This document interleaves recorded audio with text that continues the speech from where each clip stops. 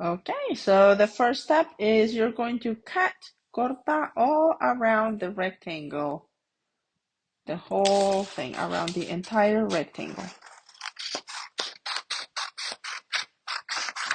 So then we'll be back in just 1 second to show you what's next.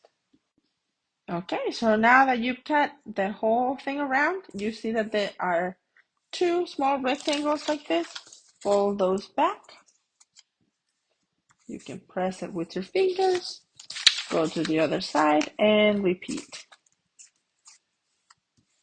Okay, oops, that one is a little, need some help there. There we go. Okay, now this is folded. Now I like to work with the side that has the purple, el morado, the purple at the top. Put it facing you. And on that first line right there, fold it back.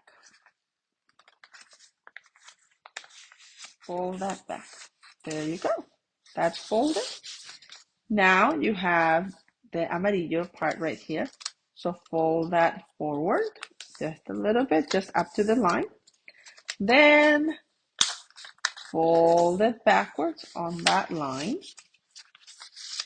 Then fold it forward again.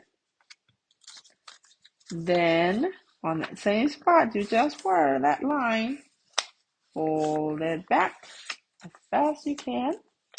Then fold it up to that line.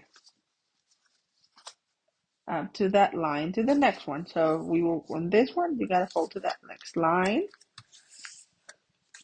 Then fold it backwards.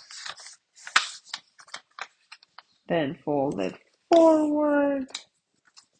Then backwards is hacia atrás. So let's fold that back. Hacia atrás. Then forward again. Ooh. There we go. And then we have that very last fold right here. And there you have it. Now it is folded. You can press it with your fingers like this to be sure it is nicely folded. And then you can open it up.